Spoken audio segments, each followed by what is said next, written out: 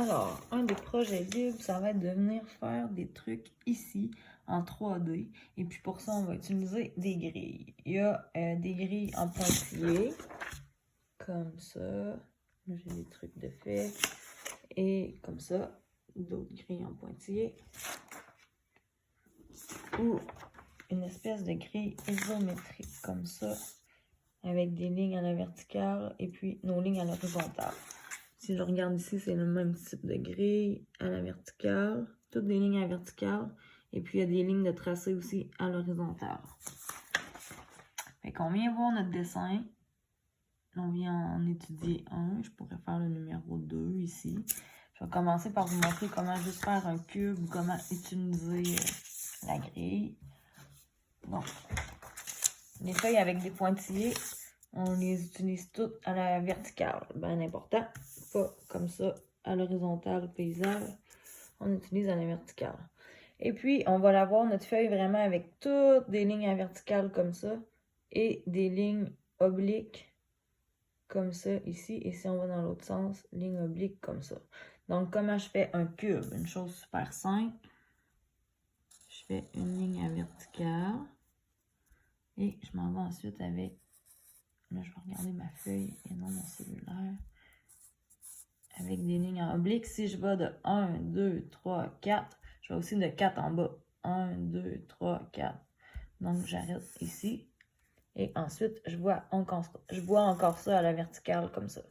Je vais aller continuer mon cube. Donc, si je veux que ça soit un cube, c'est vraiment 4 par là et 4 par là. Si je veux que ça soit un rectangle, mais je vais le faire, mettons ici, 2 fois moins long. Fait 2, oh, excusez.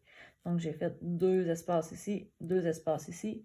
Et je vois encore ça avec ma ligne verticale. Là, j'ai pas de règle. Je me dépêche, mais c'est surtout pour visualiser. Alors ici, c'est soit que ça va debout ou c'est soit que ça va en angle. Fait que j'avais pas grand choix. Et en angle aussi. Fait que dans le fond, c'est juste mes hauteurs qui vont utiliser les choses debout. Je vais m'amuser avec ça. Tiens, je vais faire quelque chose de plus large qui vient en avant. Je vais venir faire une palette. Tiens, ma palette dépasse de 2 par là. Fait que 1, 2, 1, 2. Et je m'en viens. Je vais regarder ma feuille. Tiens, je m'en viens de combien? 1, 2, 3, 4, 5, 6. 1, 2, 3, 4, 5, 6. Il faut que je me rende ici. Fait que je termine de mesurer. Et voilà, une palette. Puis je continue encore avec des lignes comme ça. Tiens, ça va être une petite tablette qui descend juste de 1. Oups, oh, j'ai fait une erreur, j'ai monté. Fait que comme ça ici, ça a descendu de 1.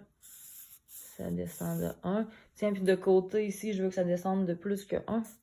Je veux que ça refasse un petit rebord qui redescend de 2 autres. Mais juste sur le côté ici. Fait que tiens, je vais le fermer comme ça. Puis ici aussi. Comme ça. Puis tiens, on va le faire aller jusqu'en bas. Puis on s'amuse comme ça. Avec des lignes, toujours à la verticale, toujours à l'horizontale. Quand vous avez... Fait que c'est ça, vous pouvez vous inspirer de la feuille ici. Regardez, ça monte, ça descend de combien. On peut vraiment utiliser des feuilles pour faire des pratiques, pour comprendre comment ça marche. Les intérieurs, extérieurs, les transparences. Puis après ça, quand tu as terminé, moi, je te conseille d'utiliser juste un crayon HB, là, ou peut-être un crayon plus gras, peut-être le 6B que j'ai en classe. Puis, c'est ça, tu vas aller jouer avec des valeurs de gris, là, c'est dur à voir, là, avec des foncés, des pâles. Et puis, c'est ça, pour faire quelque chose d'un peu plus habillé, un peu différent. Sinon, tu peux faire, là, c'est tout de la plat, tu peux faire du dégradé si tu veux, essayer de faire des ombres. Tu pourrais le faire en couleur aussi, fait que puis tu peux rajouter des choses imaginatives un petit peu plus aussi. Bon travail!